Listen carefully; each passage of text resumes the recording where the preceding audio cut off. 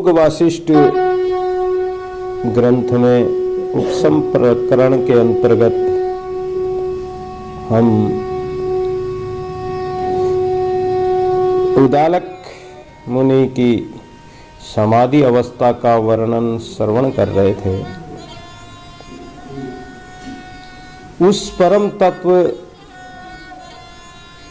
को प्राप्त करने के लिए जिन जिन साधनों की आवश्यकता होती है, अपने अंतःकरण को पवित्र करके, इंद्रियों का दमन करके, मन चित्त को पवित्र करके, मन वचन कर्म से एकदम शांत चित्त होकर उस आत्म तत्व का अनुभव कर सकते हैं।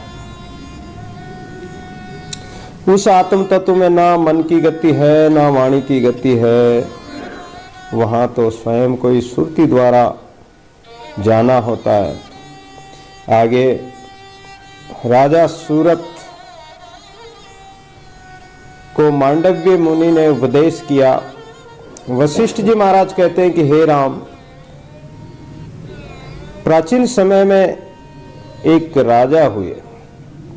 उत्तर दिशा में एक सुगंधित पृथ्वी है जो देखने में ऐसी जान पड़ती मानो कपूर से लिपी हुई हो। कपूर जैसे सफेद होता है, उसी प्रकार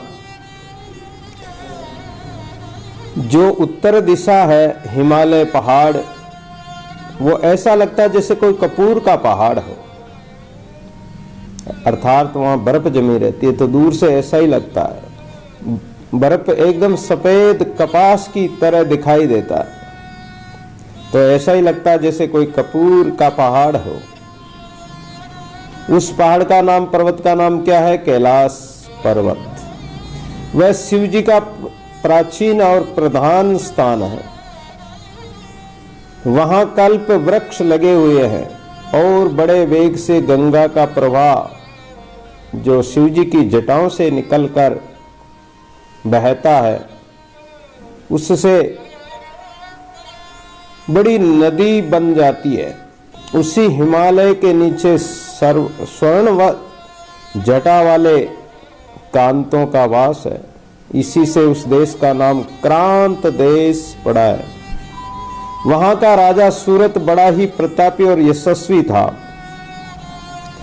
वह बुद्धि में बृहस्पति, देवताओं के गुरु बृहस्पति है, तो उन बृहस्पति के समान महात्मा और ज्ञानवान थे। शुक्र, जो शुक्राचार्य है, राक्षसों के गुरु कौन? शुक्राचार्य। तो शुक्राचार्य के समान तेजस्वी था। उसकी नीति बड़ी प्रजापरायण थी। वे आगे, उनके आगे तो इंद्र भी कुछ नहीं थे। उसका प्रजापालन धर्मयुक्त और यथोचित था। पापियों को दंड और धर्मात्माओं की रक्षा करना ही उनके जीवन का मुख्य ध्येय था। वह न तो कभी हर्षित होता, न कभी शोक करता। जब जैसा कर्म आ जाता, समय आ जाता, जो काम करना होता, जो कर्म आकर प्राप्त हो जाता, वो उसको बड़ी निपुणता से पूर्ण करता। एक समय वह अपने स्थान में बैठा हुआ था कि उसके मन में कुछ विचार उठा और संशय रूपी वायु से उसकी बुद्धि रूपी पक्षिणी चलायमान हो गई। एकांत एक जगह बैठा हुआ था, लेकिन चित्त में कुछ संकल्प उठा, मन में कुछ विचार उत्पन्न हुआ और संशय पैदा हो गया। जो बुद्धि श्रेष्ठ बुद्धि थी, लेकिन वो भी विचलित हो गई। उसने सोचा कि मैं राजा होकर लोगों को कष्ट देता हूं, ये बड़ा अनर्थ है। अब राजा होता तो राजा का कर्तव्य होता है कि वो दुष्टों को दंड भी देना पड़ता है। साम दाम दंड भेद नीति उसको सब अपनाना पड़ता है, सब रखना पड़ता है। जब ही शासन हो सकता है। तो अब दुष्टों को दंड तो देना ही पड़ता है। तो मन में विचार किया कि मैं राजा होकर और बेचारे लोगों को कष्ट देता हूँ, मुझसे वे बड़े दुखी हैं, क्योंकि चोर, डाकू, अन्यायी, मस्करे, पाप करने वाले राजा से डरते हैं, दुखी है। तो विचार किया कि मैं उनको कोई दुख न दूं, मैं उनको कष्ट पहुंचाता हूं तो उन्हें ये बड़ा अनर्थ है, और मुझे चाहिए कि मैं उनको धन देकर अब उनको कभी कष्ट न दूं। पापियों को भी मैं कष्ट क्यों दूं? मुझसे वे बड़े दुखी और कष्ट के कारण परेशान रहते हैं। तो उनके सारे राज्य तो इस कारण शासन, अगर उनको कष्ट न दूं, उनको मारूं नहीं, तो शासन भी नहीं चल सकता। दोनों ही प्रकार से मुझे चिंता, अब मैं क्या करूं। इस विचार में वह राजा बड़ा ही दुखी हुआ, विचार करने लगा। मन में कई द्वंद्व हुए। जैसे इंद्र के घर में नारद जी पहुंच जाए, वैसे ही एक दिन उसके राज सदन में मांडवी मुनि जा पहुंचे। अब नारद जी तो कभी देवलोक में, तो कभी भूलोक में, तो कभी बैकुंठ लोक में, वो तो चारों धाम कहीं भी भ्रमण कर सकते थे इच्छा से। उसी प्रकार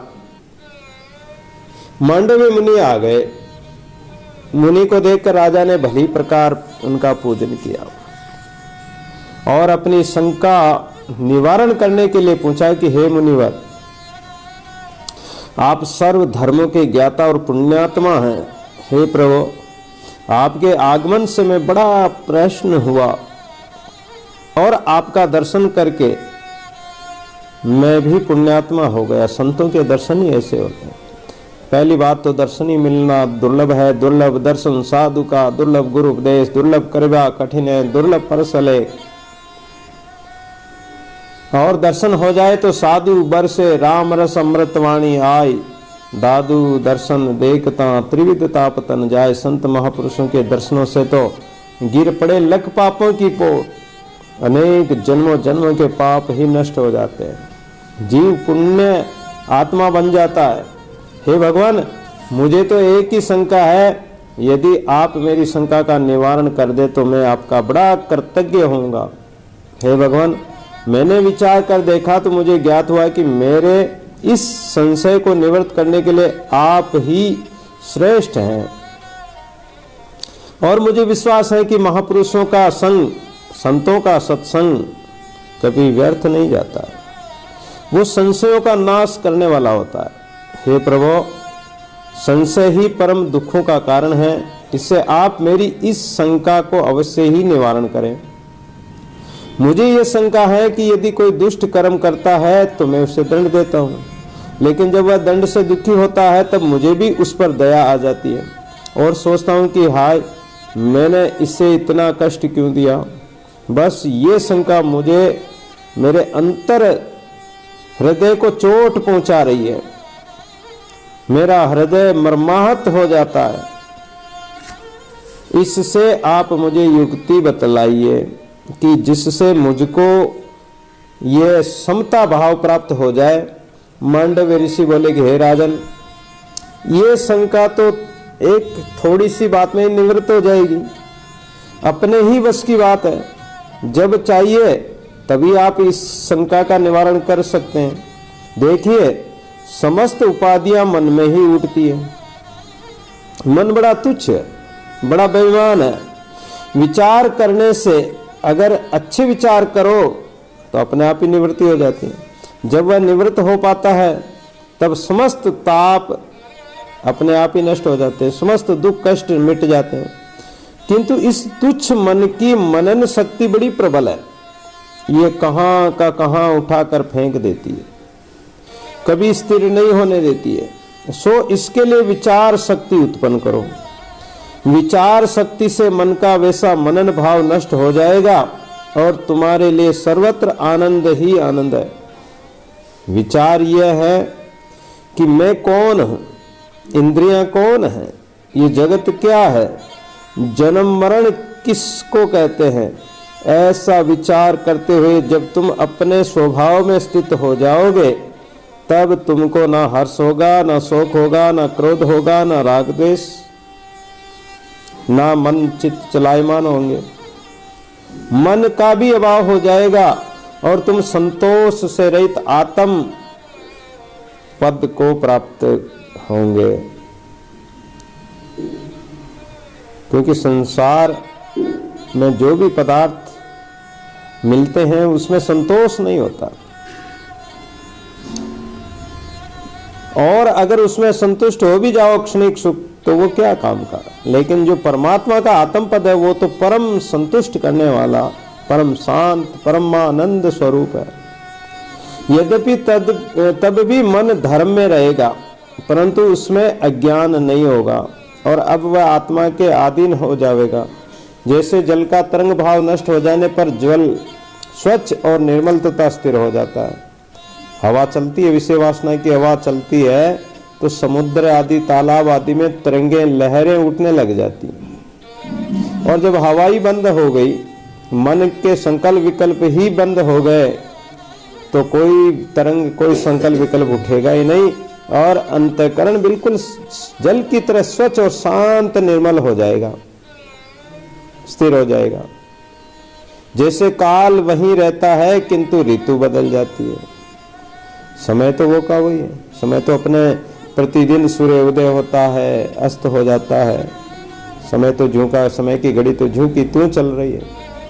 लेकिन ऋतुएं बदल जाती, कभी सर्दी आती है तो कभी गर्मी आती है, कभी बरसात आ जाती है। वैसे ही मन भी वही करेगा, पर उसका स्वभाव बदल जाएगा।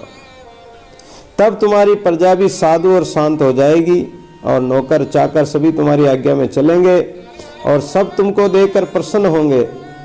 हे राजन, इस प्रकार जब तुमको आत्मदेव का दर्शन हो जाएगा, तब तुम्हारी प्रशंसा सुमेरु पर्वत आकाश से भी अधिक ऊंची हो जाएगी। तब तुमको विवेक से वह आत्म महत्व प्राप्त हो जाएगा कि तुम संसार की तुच्छ वृत्तियों में कदापि न डूबोगे। अन्यथा जिसको भी देहाभिमान है, शरीर का अभिमान है, संसार का अभिमान है, और जिसके चित्त में संसार की विषय वासना भरी पड़ी है, वह सर्वदा ही इस तुच्छ संसार में डूबता ही जाएगा। इस कारण है राजन, जो वस्तु सत्य है उस आत्म तत्व को ही हृदय में धारण करो, और असत्य जो अनात्म पदार्थ है, जड़ पदार्थ है, ये दृश्य पदार्थ है, इनको त्याग दो। तब जो शेष रहेगा वही तुम्हारी आत्मा है। परंतु जब तक समस्त दृश्यों का त्याग नहीं करोगे, तब तक वह आत्म पद का दर्शन नहीं होगा। तो ये सर्व दृश्याभाव हो जाने पर ये संसार के जो पदार्थ दिखाई देते हैं हमें, वस्तु, व्यक्ति, कुटुंब, परिवार, ये सब दृश्य क्या है? मिथ्या है। और इनका अभाव हो जाने पर ही, अगर इनको देखेंगे तो आत्मा नहीं दिखेगा। इनके रूप देखेंगे, वर्ण देखेंगे, छोटा बड़ा, काला गोरा, या आकार देखेंगे, इनमें ही लगे रहेंगे तो अपने आत्मा का दर्शन नहीं होगा। क्योंकि हम बाहर ही देख रहे हैं, अपने अंदर कभी देखा ही नहीं, कभी अंदर झांके ही नहीं, अंदर गए ही नहीं। हमारी वृत्तियां बहिर्मुख हो रही है, बाहर की ओर घूम रही, तो अंतर आत्मा का दर्शन कैसे होगा? वशिष्ठ कहने लगे कि हे राम, ऐसा कहकर जब मांडव्य ऋषि अपने स्थान को चले गए, तब राजा सूरत ने एकांत में बैठकर विचार किया कि मैं क्या हूं। ये सबसे बड़ी बात है। संत, शास्त्र, गीता, भागवत, रामायण सब हमें उपदेश देते हैं, सुनाते हैं, समझाते हैं, युक्तियां बताते हैं, लेकिन हम उसका अनुभव करते नहीं हैं। एकांत में बैठकर अनुभव करते ही नहीं है। और जब तक एकांत में बैठकर अनुभव नहीं करते हैं, विचार नहीं करते हैं, तब तक हमारा पता ही नहीं चलता है कि मैं क्या हूं, ये जगत क्या है, और इस जगत से मेरा क्या संबंध है, या इस संसार से मेरा क्या संबंध है। तब उसको ज्ञात हुआ कि इस जगत से मेरा कोई भी संबंध नहीं है। ये जगत मेरा नहीं, मैं जगत का नहीं। तू काको को तेरा, आवत है सब जाता दिसे इनमें तेरा नाई, तू का को तेरा। अरे तू ये जो आने जाने वाले संसार के पदार्थों में अपना संबंध क्यों मान रखा है? अपना कोई नहीं है। न मैं जगत का हूं न ये जगत मेरा है। ये पृथ्वी भी मेरी नहीं है और न मैं पृथ्वी हूं, न मैं क्रांत हूं, न मैं मेरे कोई भाई बंधु है। मेरा किसी से कुछ संबंध नहीं है। और वास्तव में देखा जाए तो इस जीव का किसी प्राणी मात्र से किसी का कोई संबंध नहीं। केवल ऋण बेर या कर्जा चुकाने के लिए आते हैं या जाते हैं, बाकी कोई किसी का संबंधी नहीं, कोई किसी का सगा नहीं। न मैं नगर हूं और न मैं मेरा नगर है। फिर ये जो हाथी घोड़े मंदिर धन स्त्री पुत्र आदि वह भी मेरे कैसे होंगे? मेरा मेरा छोड़ गंवारा सिर पर तेरे सृजनहारा, अपने जीव विचारत नहीं तू का, अपने जीव विचारत नहीं क्या ले गैला वंश तुम्हारा। तब मेरा कृत करता नहीं आवत है हकारा, काल चक्र सो खरी परी रे बिसर गया घरवारा।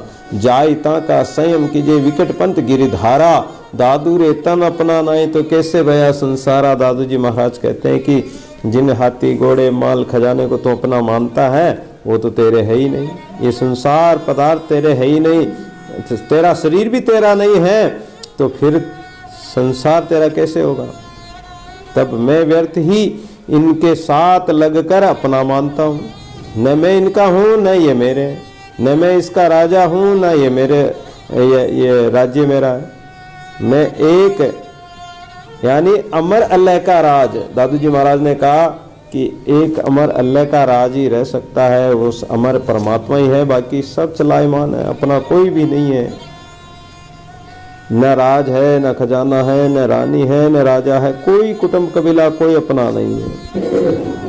मैं एकमात्र शरीर हूं और इनसे ममत्व करना भी व्यर्थ है।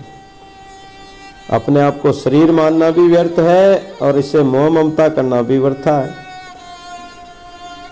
और इस ऐसा मानने से हमारा जन्म भी व्यर्थ चला जाता है। इनमें मुझे अहम भाव न करना चाहिए क्योंकि इनमें मेरा कुछ भी नहीं है। ये शरीर क्या है? हाड़ मांस रक्त का एक थैला है बस। पर मैं ये तो नहीं हूँ, ये जड़ है, मैं तो चेतन हूँ। फिर इससे मेरा क्या संबंध है? जड़ और चेतन का संबंध कैसे हो सकता है? जैसे कमल को जल स्पर्श नहीं करता वैसे ये वस्तु व्यक्ति पदार्थ का मोह अब मुझे स्पर्श नहीं कर सकते हैं। जिसको ज्ञान हो जाता है उसको स्पर्श नहीं करता। इन कर्मेंद्रियों से मेरा कुछ भी संबंध नहीं है, ये तो स्वभावतः ही जड़ है। मैं चेतन हूँ, इनसे परे मन है, सो मैं मन भी नहीं हूँ।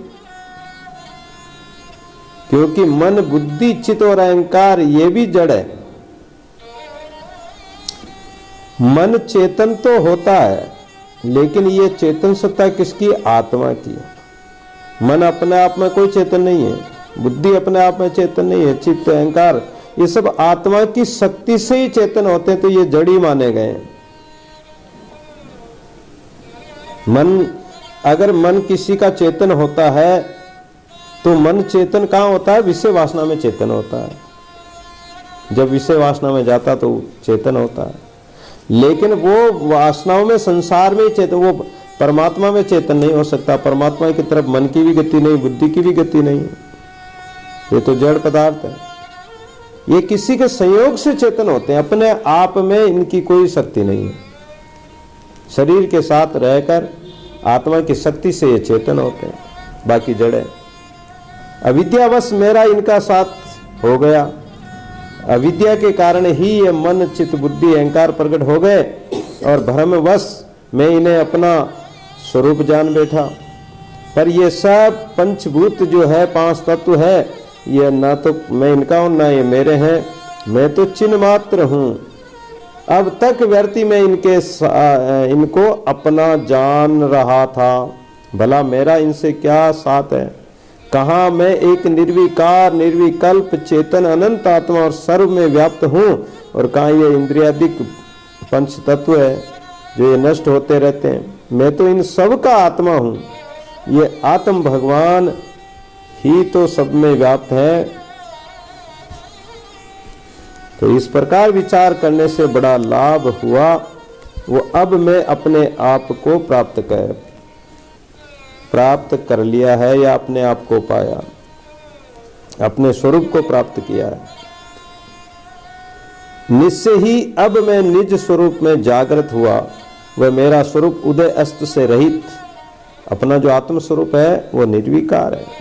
वो उदय अस्त उसका होता ही नहीं, जन्म मरण होता ही नहीं। वो सर्व दिशाओं से वंचित है, वही सबको प्रकाश देता है। सारे जो तारा मणि बिजली इत्यादि जो भी है, सूर्य चंद्रमा इत्यादि है, ये सब में प्रकाश किसका? उस आत्म स्वरूप का ही है। और ब्रह्मा से तिनके पर्यंत सब उसी की आत्मा। ब्रह्मा ने सारी सृष्टि को बनाया, एक तिनके को भी उसी ने बनाया। तो उस तिनके से लेकर ब्रह्मा तक सब में एक आत्मा, एक परमात्मा ही है। उसी आत्मरूपी धागे में संसार रूपी मोती पिरोए हुए हैं। सूत्र मणि गणा ईव गीता में भगवान कहते हैं कि हे अर्जुन, मैं प्रत्येक प्राणी मात्र में पिरोया हुआ हूँ। जैसे माला में मणियां तो अलग अलग है, लेकिन धागा तो मैं एक ही हूँ। तो कारण कार्य सब कुछ वही है। ये शरीर रूपी सब उसी से चल रहे हैं, अन्यथा इसका चलना कठिन हो जाता है। अगर उसकी शक्ति नहीं हो तो शरीर चल नहीं सकेगा, मन इंद्रियां भी नहीं रहेगी। वह तो निराकार होते हुए भी इतने विस्तृत जगत को लीला मात्र से चला रहे हैं, पर वास्तव में जगत से उनका कोई संबंध नहीं, वो जगत से निर्लेप है। ये जगत को ये जगत जो है ये तो केवल चित्त में ही कल्पित होता है, और चित्त रूपी ही इसके साथ लीला किया करता है, चित्त ही लीला करता है।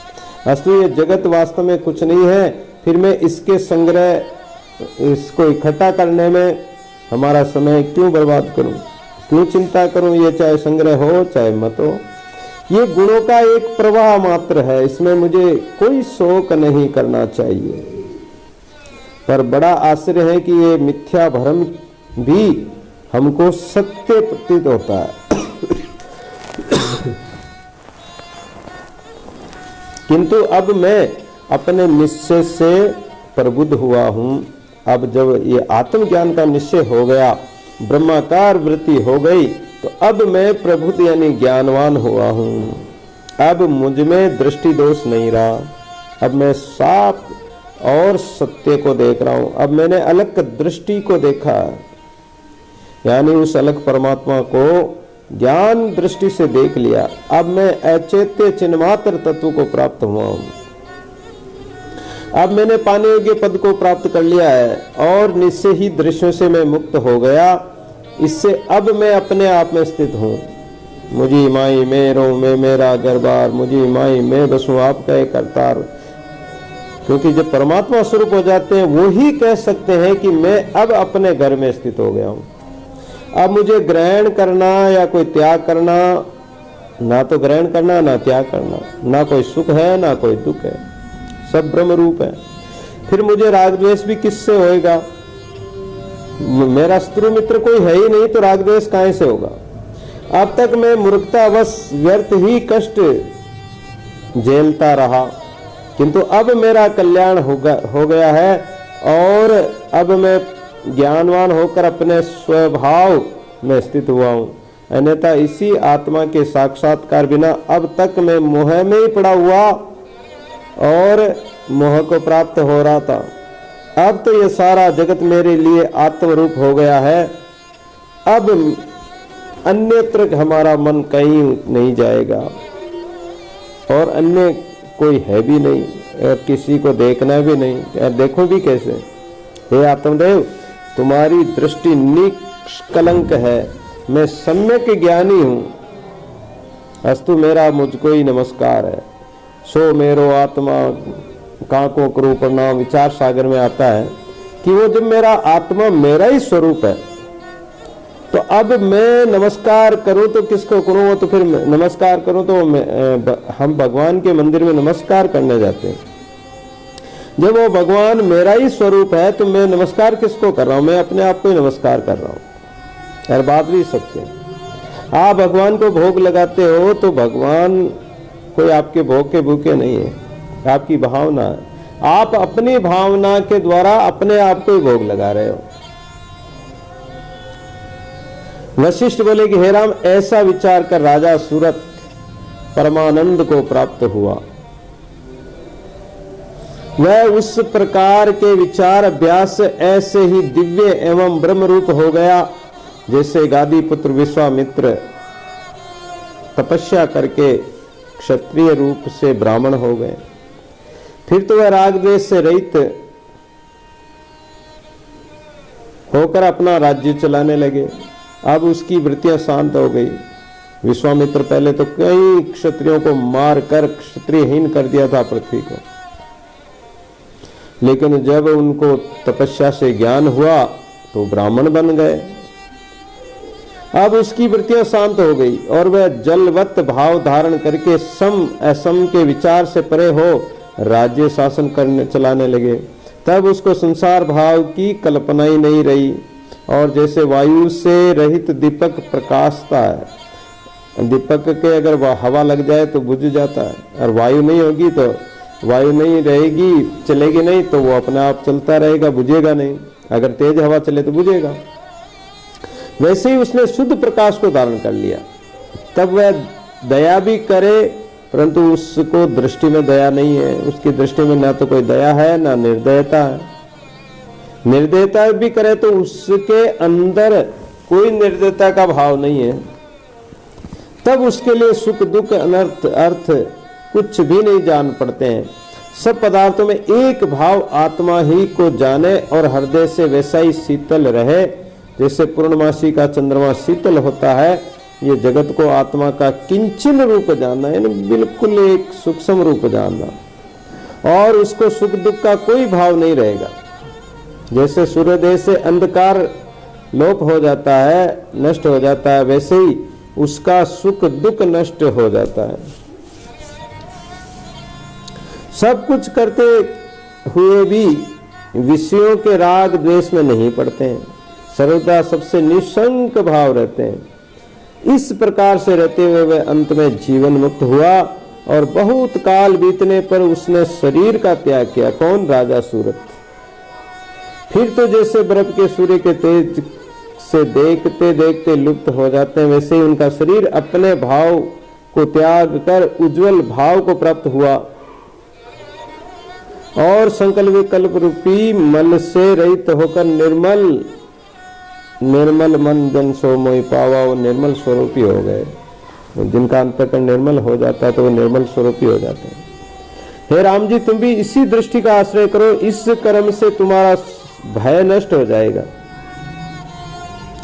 जैसे घोर अंधकार में बालक डरता है और जब दीपक का प्रकाश पाता तब भय नष्ट हो जाता है, वैसे ही इस संसार रूपी घोर अंधकार में पड़ा हुआ पुरुष दुख पाता है और जब ज्ञान रूपी दीपक उसे मिलता है तब निर्भय हो जाता है।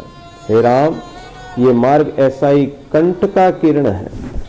ये जो भक्ति का मार्ग है, साधना का मार्ग है, ये बड़ा कठिन है, असंभव नहीं है, क्योंकि साधना करने के लिए त्याग तपस्या तो करनी पड़ेगी। और वैसे संसार का मार्ग जितना कंठ का किरण है, दुखों से भरा हुआ, उतना तो भक्ति का मार्ग नहीं है। परंतु बिना आत्म विचार के मनुष्य का चित्त शांत भी तो नहीं हो सकता है। साधना की कसौटी सहन नहीं करेंगे। सोना अग्नि दये 10-12 तब ये प्राण प्रतिजे। सोनार सोने को बार बार अग्नि में तपाता, अगर वो तपन सहन नहीं करे तो वो खरा सोना बन नहीं सकता। ऐसे ही साधना की कसौटी हम सहन नहीं करेंगे तो आत्मा का विचार नहीं करेंगे तो हमारा जो है ये चित्त शांत नहीं होगा। इससे हमें चाहिए कि वह विचार का आश्रय ग्रहण करें तो ये संसार सागर से पार हो सकते हैं। आत्म विचार रूपी बल्ली का सहारा पाकर ही पार हो जाएंगे। ऊपर जो पवित्र दृष्टि बतलाई है उसको हे राम तुम अपने हृदय में विचार करो। वशिष्ठ जी महाराज राम जी को समझा रहे हैं। तब जो निश्चय फिर तुम करोगे या जो तुम्हारी इच्छा हो, जैसा अभ्यास करोगे, विचार करोगे, फिर तुम्हें क्या करना है क्या नहीं करना, तो ये ज्ञान हो जाएगा। और तुम उसमें तन्मय होकर अगर उसमें दृढ़ लगन से लगे रहोगे तो ये संसार सब छूट जाएगा, इसका अभाव हो जाएगा, कुछ भी नहीं करना पड़ेगा और तुम्हारी समाधि अवस्था आ जाएगी, समाधि लग जाएगी, क्योंकि कुछ करना तो है नहीं और किसी में चित्त लगाना नहीं। जब सब का निवारण हो जाएगा तो बस सब सम, इंद्रियां मनचित सम होते ही समाधि अवस्था आ जाती है। जब तुम इस प्रकार प्रतिक्षण आत्मविचार में दृढ़ रहोगे तब उस प्रकार तुम समस्त पृथ्वी का आभूषण बने रहोगे। दादू छाना क्यों रहे जिस घट राम रतन, जिस घट में राम नाम रूपी रतन भरा हुआ है वो छाने नहीं रह सकते, छिप नहीं सकते हैं, वो तो सर्वत्र प्रकट हो जाते हैं और सर्व शिरोमणि हो जाते हैं, सबके भूषण हो जाते हैं।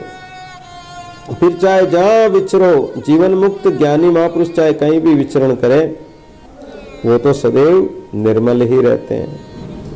ये सुनकर राम जी ने पूछा कि हे मुनीश्वर, क्या ये कोई समाधि की अवस्था है? यदि ऐसा प्रसंग है तो कृपा कर इस समाधि को भी बतलाइए, क्योंकि अब भी मेरे चित्त में कदाचित काल और प्रकट हो जाता है, संकल्प हो जाता है। संभव है इससे मुझे दृढ़ स्थिति प्राप्त हो जाएगी। वशिष्ठ कहने लगे कि हे राम सुनो, अब मैं तुम्हें एक महात्मा जो प्रणाद हुए, सूरद और राजऋषि प्रणाद का संवाद सुनाता हूं। इसको सुनने से अवश्य ही तुम्हें उस समाधि की अवस्था को प्राप्त हो जाओगे। राजर्षि प्रणाद का पहला नाम पर्व था। अपने राज्य शासन में उन्होंने बड़े बड़े कार्य किए। एक समय इनके राज्य में घोर काल पड़ा, दुर्भिक्ष पड़ गया। दुर्भिक्ष काल को कहते हैं। प्रजा अन्न जल के बिना मरने लगी। लोग जो परद का राज्य था छोड़कर दूसरे राज्यों में जाने लगे। राजा परद ने दुर्भिक्ष हटाने की बड़ी चेष्टा की, परंतु प्रजा के पापों ने पुण्य का कुछ प्रभाव न होने दिया। तब प्रजा को अत्यंत कष्ट हुए और राजा को कुछ भी दुख न प्राप्त हो, ये मान शोक का विषय है। ऐसा सोचकर परद पहाड़ की एक कंदरा में जाकर तपस्या करने लगे। उसका वह घोर तप वैसा ही कठिन था जैसे किसी समय में जितेंद्रिय ने किया था। तत्काल में परग ने सूखे पत्तों को खाकर अपने शरीर को जीवित रखा। बोले कि मेरी प्रजा भूखों मरती है और मैं अन्न खाऊं, तो उन्होंने अन्न भी नहीं खाया, केवल सूखे पत्ते खाकर ही जीवन बिताया। इस कारण उसका नाम प्रणाद हुआ। प्रण कहते हैं पत्ते को, पेड़ के जो पत्ते होते हैं उसको प्रण भी कहते हैं, पत्र भी कहते हैं। जैसे तुलसी पत्र है, पत्तों को पर्ण भी कहते हैं, पर्यायवाची शब्द है। तो उनका नाम ही प्रणाद हो गया। 1000 वर्ष तक उसने अपने चित्त की वृत्ति को आत्म पद में लगाकर रखा। तब उस अभ्यास के बल से उसका चित्त स्थिर हो गया और केवल ज्ञान रूप आत्म तत्व की प्रभा यानी ज्ञान का प्रकाश उसके हृदय में हो गया, जिससे उसका अंतःकरण एकदम निर्मल प्रकाश से प्रकाशित हो गया और उसकी जो सारी दुविधाएं थी, दुख थे, कष्ट थे, वो सब तप्तता मिट गई। वह राग द्वेष से रहित होकर निष्क्रिय, आत्मदर्शी और जीवन मुक्त होकर विचरण करने लगा। जीवन मुक्त अवस्था वाला ऐसे ही विचरण करता है। जीवन मुक्त फिरे जगमाई उर्जे को सुरजेवा, सुंदर दास उन्हों की संगति मिले है अलग अबेवा। ऐसे जीवन मुक्त महापुरुषों के संगति से ही अलग परमात्मा की प्राप्ति होती है। अब वह सिद्धों से जा मिला और समदर्शी सर्वदर्शी हो गया, यानी भूत भविष्य वर्तमान तीनों कालों की बात को जानने लग गया। एक समय वह विचरते विचरते अपने मित्र महात्मा सूरद के आश्रम पर जा पहुंचे। सूरद ने अपने प्राचीन मित्र को आया देखकर स्वागत किया। उसके उत्तर में परद ने कहा कि अहो मित्र, आज तो आपका पूर्व दर्शन मिला। आप को देखकर आज मैं अपने स्थान में पाकर वैसा ही आनंदित हो रहा हूं जैसे कोई चंद्रमा के मंडल में जाकर आनंदित होता है। सत्य ही है, बहुत काल का जो वियोग होता है तो प्रीति भी ज्यादा बढ़ती है। जो कोई अगर हमेशा साथ रहते हैं तो वो प्रीति कम हो जाती है, और अगर कोई कभी कभी मिलते हैं तो प्रीति दूनी होती है। जैसे वृक्ष को ऊपर काटने से बढ़ता है, वैसे ही प्रीति बढ़ती है। हे साधो, अब मैं भी ज्ञानवान हुआ हूं और तुम भी मांडव्य मुनि की कृपा से ज्ञान को प्राप्त हुए हो। सूरद ने कहा कि हे मित्र, सत्य ही है, अब तुम अवश्य ही सब दुखों से मुक्त हो गए हो। देखो आत्मज्ञान का कैसा प्रभाव होता है। अब जाओ, देखो कि तुम्हारा राज्य कैसा समृद्धिशाली हो गया। मैंने अपनी ज्ञान दृष्टि से देखा है कि अब तुम्हारी प्रजा बहुत सुखी है, कहीं कोई आदि व्याधि दुख कष्ट नहीं है। तुम्हारा ही यश चारों ओर फैल रहा है, यहाँ तक कि ग्रामवासी कन्याएं अब तुम्हारा यशोगान करती है। तुम्हारी प्रजा, तुम्हारा नौकर पुत्र कलत्र सब आदि व्याधि रहित हुए हैं। सो आज प्रत्यक्ष देखता हूँ कि अब तुम्हें विषयों की कोई चिंता नहीं करनी है और न अब वह तृष्णा रूपी सर्पिणी तुम्हें डसेगी। हे मित्र, हमारी तुम्हारी मित्रता अवश्य थी, किंतु जो मैं ऐसे मार्ग में चला आया था कि फिर मुझे तुझसे मिलने की आशा न थी, किंतु इस महत्वशाली आत्मज्ञान ने ही हम दोनों को मिला दिया है। ज्ञान के द्वारा तो सभी मिले हुए हैं। दादू जी महाराज ने कहा कि हम तुम हरि के दास, अंतर्गति तो मिल रहे पुनः प्रकट प्रकाश, दादू सहजे मेला होएगा। दादू जी महाराज ने कहा कि हमारा तुम्हारा जो मिलन है ये जीव और आत्मा का मिलन है, ये सहज में ही होता है, सहज ही परमात्मा से मिलन हो जाता है। तो ये इस आत्मज्ञान से ही हम मिले हुए हैं। प्रत्येक प्राणी मात्र मिला और ईश्वर अंश होने के कारण, ईश्वर का अंश होने के कारण ईश्वर से भी मिले हुए हैं, अलग नहीं है। तो ईश्वर की नीति जानी नहीं जा सकती है, नहीं तो कहाँ तुम रहे और कहाँ हम रहे। सुख के बाद दुख भी आता है, दुख के बाद सुख भी आ ही जाता है। तो संसार की दशा तो आगमा पाई, आने जाने वाली है। संयोग के बाद वियोग भी होता है, कोई मिलते हैं, कोई बिछुड़ जाते हैं, कोई वियोग बिछुड़े हुए भी मिल जाते हैं। तो ये तो स्वाभाविक है। वैसे ही तुम्हारा हमारा भी संयोग का वियोग हो गया था और अब वियोग के बाद फिर संयोग हो गया। ईश्वर की नीति, ईश्वर की जो इच्छा है बड़ी प्रबल होती है, बड़ी आश्चर्यकारक है। हे साधो, परमात्मा की गति जानी नहीं जाती है। हमसे दूर रही गति तेरी, तुम हो तैसे तुम ही जानो, कांप पूरी मति मेरी। हमारी बुद्धि तो उसको जान ही नहीं सकती है। वह महान गंभीर आश्रय में और दुर्ज्ञात है। वियोग ने एक दूसरे को दूर कर दिया और संयोग ने फिर लाकर मिला दिया। ईश्वर की नीति आश्चर्यकारक है। हे मित्र, मुझसे जो तुमने कुशल पूछी सो तुम्हारे शुभागमन से मेरा आश्रम पवित्र हो गया। संतों के आने से हमारा घर पवित्र हो जाता है। ऐसे ही संतों के ज्ञान को धारण करने से हमारा घट रूपी घर भी पवित्र हो जाता है, पावन हो जाता है। तो मेरे बड़े ही पुण्य उदय हुए हैं जो आज तुम जैसे महात्मा यहाँ उपस्थिति दे रहे हैं और आपको मैं देख रहा हूँ, दर्शन कर रहा हूँ। आज तुम्हारे दर्शन से मुझे क्या नहीं मिला। संतों का आगमन यश और संपदा की खान है। सो आज मैं तुम्हें पाकर महान सुखी हुआ। हे राम जी, इस प्रकार दोनों मित्र परस्पर वार्तालाप कर रहे थे कि परद ने पूछा, हे साधो, तुम तो मुझसे बहुत पहले से ही ज्ञान साधन में लगे हो, सो बतलाओ कि समाहित चित्त किसे कहते हैं।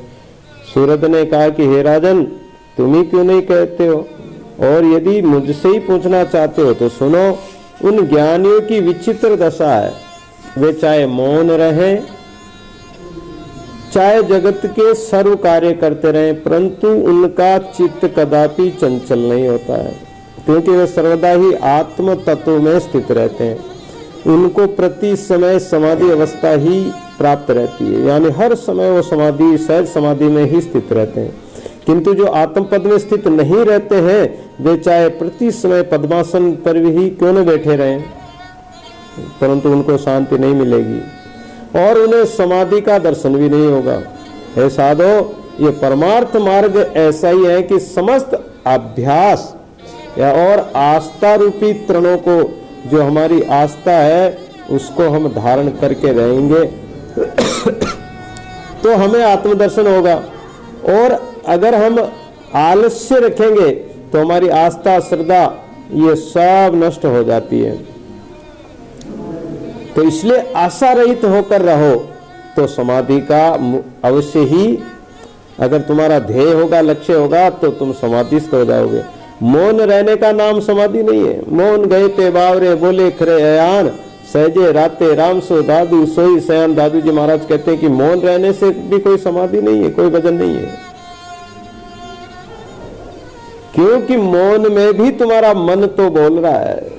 तुम मन में तो कई बातें संकल्प विकल्प कर रहे, तो मौन रहने से क्या फायदा हुआ। मौन तो वो है कि जिस मौन में हमारा मन शांत हो जाए, जिसके हृदय में संसार की सत्यता का क्षोभ, कोई दुख न हो, अहंकार न हो, ये उदय नहीं हो, वह पुरुष ही वास्तव में समाधिस्थ हो सकता है और वो समाधि वाला कहलाता है।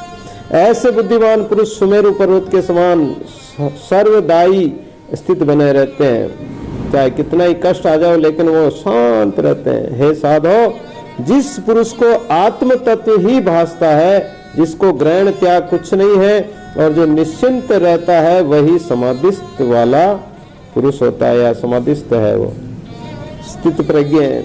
जिसका चित्त एक क्षण के लिए भी आत्म तत्व में स्थिर नहीं रहता है, तो वो समाधि नहीं कहलाती है। और यदि थोड़ी देर भी स्थित रहता है तो वो अत्यंत समाधि तो हो जाती है, लेकिन अगर वो अभ्यास करे तो शायद वो समाधि बढ़ भी सकती है, क्षण क्षण बढ़ाते जाए। जैसे अमृत के पान किए उसकी तृष्णा बढ़ती जाती है। कोई अमृत का पान करता है तो उसे धापता नहीं है, ज्यों त्यों पीवे राम रस त्यों त्यों बढ़े पियास। ऐसा कोई एक विरला दादू दास महाराज कहते हैं कि राम रस पियोगे तो आत्मा तृप्त होगी ही नहीं, तृष्णा बढ़ती जाएगी उसकी। वैसे ही समाधि भी बढ़ती जाती है, जो आनंद आता है त्यों ही समाधि बढ़ती जाती है। जैसे सूर्योदय से सबको दिन भासता है, वैसे ही ज्ञानी को सब आत्म तत्व ही दिखाई देता है, उससे भिन्न कुछ है भी नहीं। जैसे नदी का प्रवाह किसी से रोका नहीं जाता, वैसे ही ज्ञानी की दृष्टि भी रुकती नहीं है, वो सदैव एक आत्म स्वरूप को ही देखते हैं। जैसे काल को अपनी गति एक क्षण भी नहीं भूलता, काल सबको खाता है, काल समय पर चलता रहता है, एक क्षण भी पीछे नहीं हटता।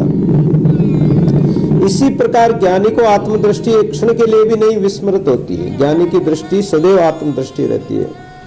जैसे वायु ठहरा भी हो किंतु उसे अपना गमन भाव नहीं भूलता है। जैसे वायु कहीं धीमे चलने लग जाए, इसका मतलब ये नहीं कि वायु कहीं चलना छोड़ दिया हो।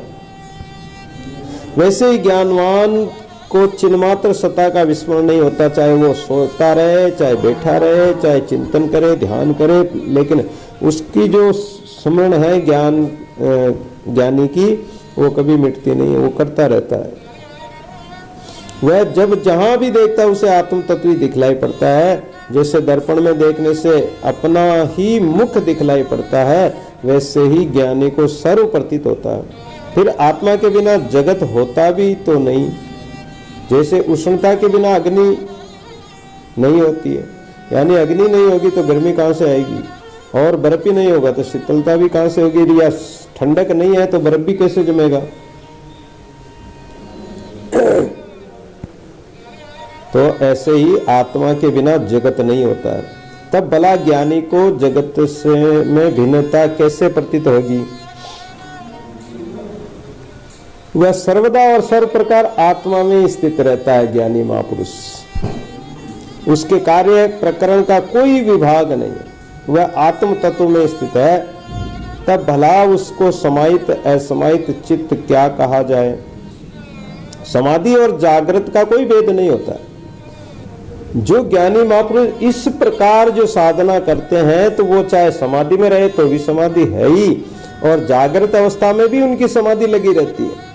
कारण कि उनकी इंद्रियां चलायमान नहीं होती है। सहज समाधि, संतो सहज समाधि भली, कबीर महाराज कहते हैं।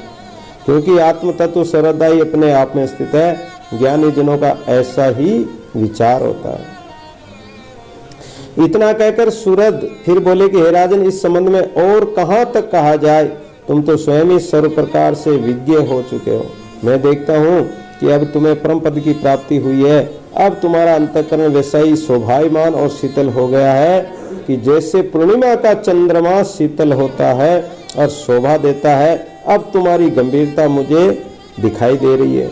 नहीं तो कहाँ तब तुम थे और अब कहाँ पहुंच गए हो। कहाँ तो तुम अंधकार में पड़े हुए थे, अब तुम कहाँ पहुंच गए। अब तो तुमको सर्वत्र ही स्वस्थता और वो संतुष्टता ही ज्ञात होती होगी और किसी में एकता होगी।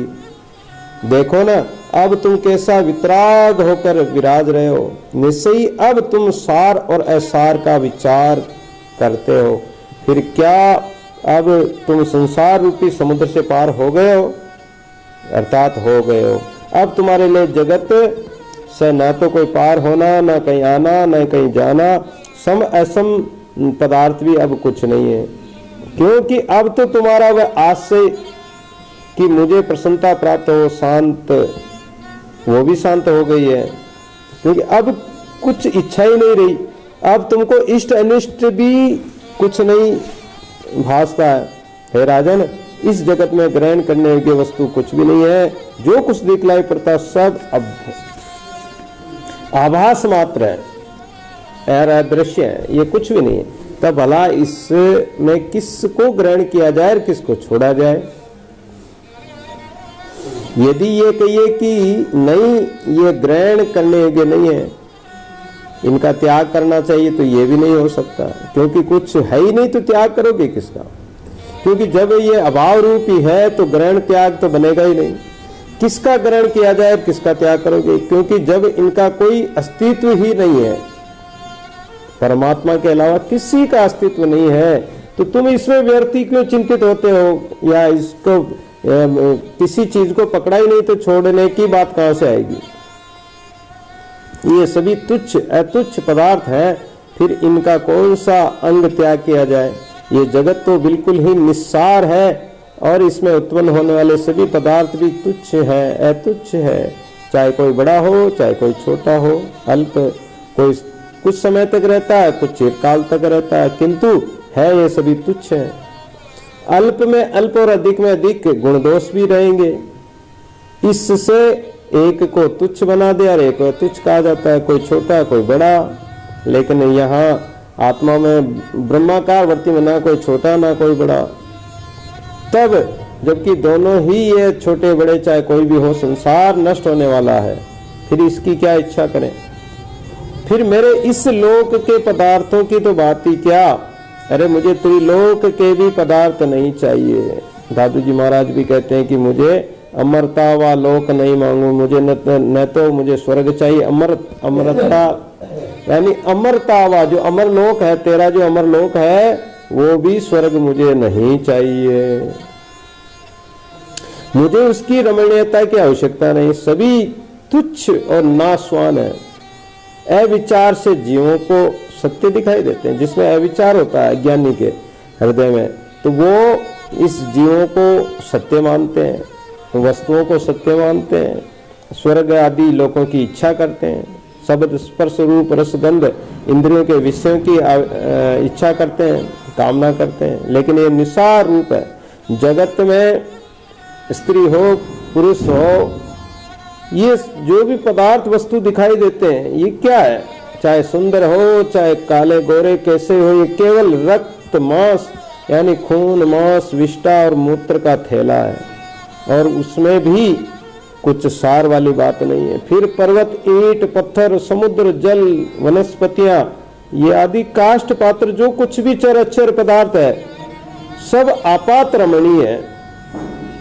यानी आपातकालीन कोई घटना घटती तो आपातकालीन सेवा हो जाती है, इलाज होता है, लेकिन स्थायी तो नहीं हो पाता ना। तो ये पदार्थ स्थायी नहीं है। क्षणिक सुख देने वाले मान सकते हो, उस सुख में भी सुख नहीं है, लेकिन उसको प्राणी सुख मान लेते हैं और अविचार से सुंदर जान पड़ते हैं। हमारा उस वस्तु में राग होने के कारण हमें वो वस्तु सुंदर दिखाई देती है।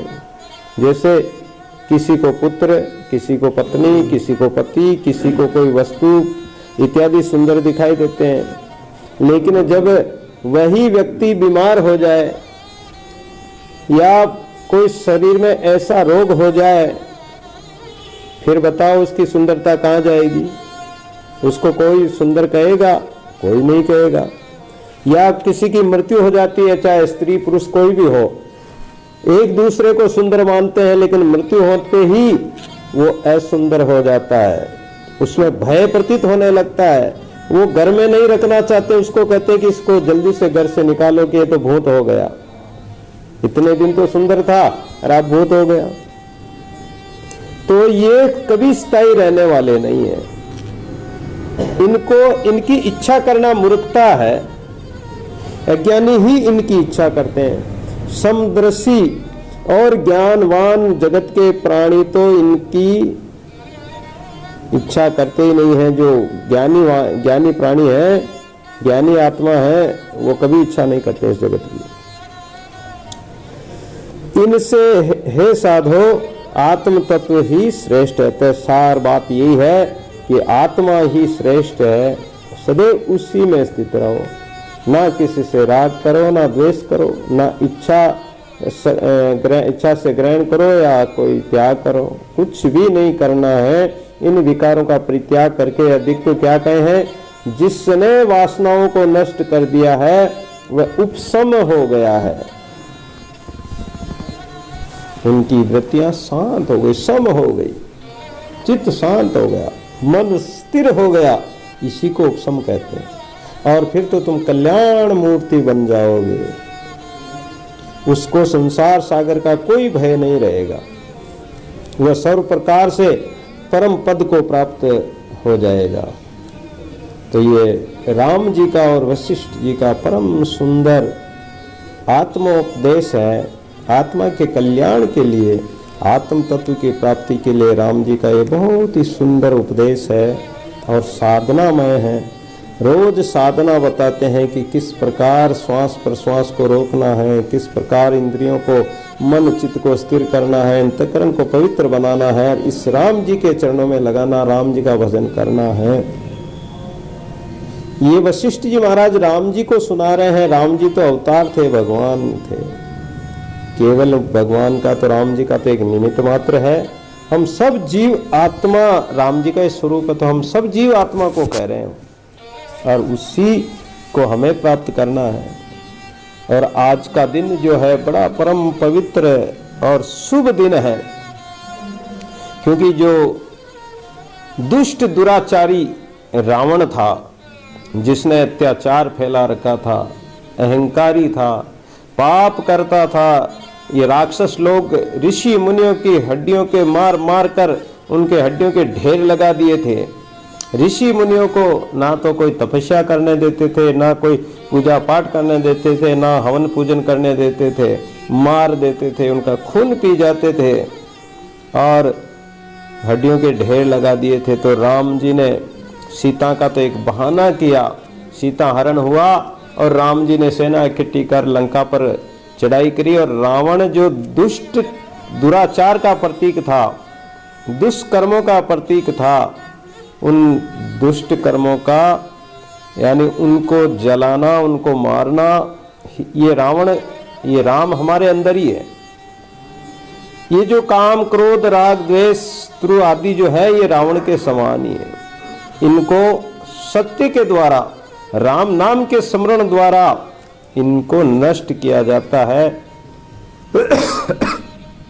तो ये जो दीपावली मनाई जाती है, ये शुभ दीपावली, जब राम जी रावण को मारकर घर पधारे, अर्थात अपने घट के जो विकारों को खत्म करके अपने निज घर, जो अवध है, अयोध्या है, अवध है, जो संसार का कोई ऐसा पदार्थ नहीं कि जो वध्य नहीं हो या नष्ट नहीं होने वाला हो, लेकिन अवध यानी राम का जो घर है, अयोध्या कहाँ है, जहाँ राम रहते हैं वही अयोध्या कहलाती है, वही अवध कहलाती है। यानी जिस घर का कभी वध नहीं हो, जिस घर में कहीं कभी मृत्यु न हो, जिस घर का कभी नाश नहीं हो, ऐसा इस प्रत्येक प्राणी मात्र का, जीव मात्र का वो अमर अजर अमर घर है। भाई रे घर ही में घर पाया। तो तो हमारा घर कहाँ है? हमारे इस घट रूपी घर में, अंतरात्मा में है।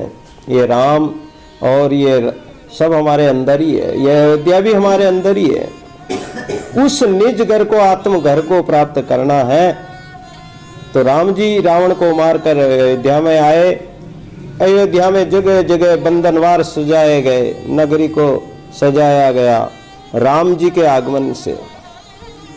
तो हमारे घट में भी राम जी का आगमन करो, जिससे हमारा घर, हमारा जो मन रूपी अयोध्या है, ये जगमगा जाए, जागृत हो जाए, चेतन हो जाए, इसमें ज्ञान का, राम का प्रकाश हो जाए। दिवाली का त्योहार इसीलिए आता है।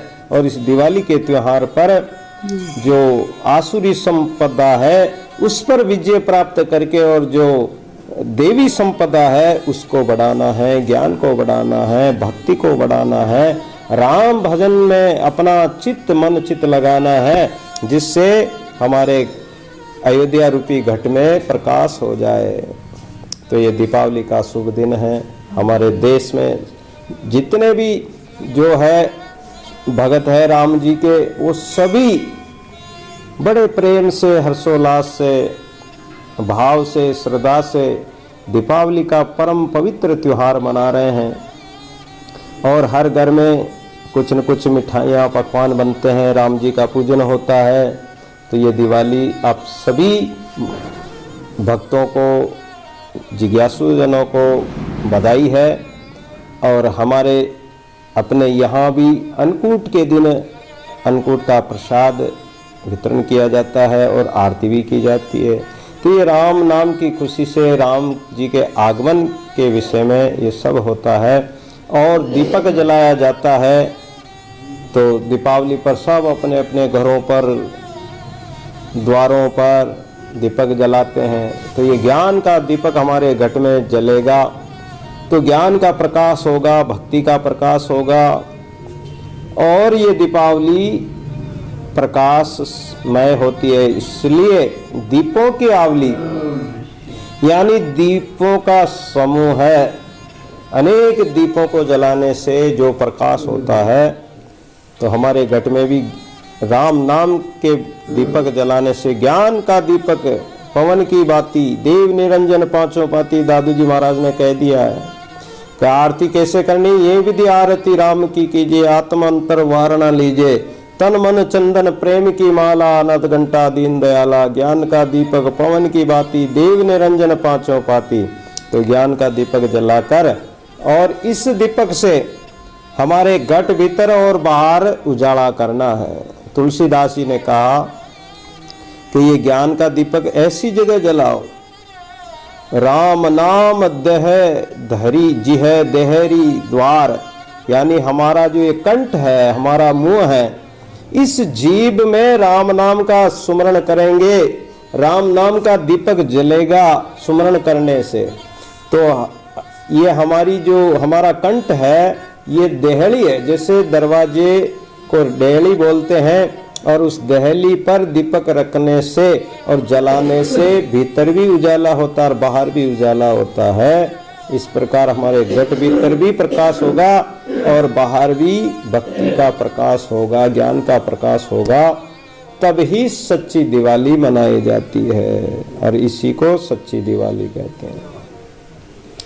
श्री रामचंद्र कृपालु भज मन हरण भव भय दारुणम, नव कंज लोचन कंज मुख कर कंज पद कंजार, कंद्रप अगणित अमित छवि नव नील नीरद सुंदरम, पटपीत मानव तड़ित रुचि सुचि नौमि जनक सुता, बजु दीन बंधु दिनेश दानव, देते वंश निकंदनम, रघुनंद आनंद कंद कौशल चंद, दशरथ नंदनम, सिर मुकुट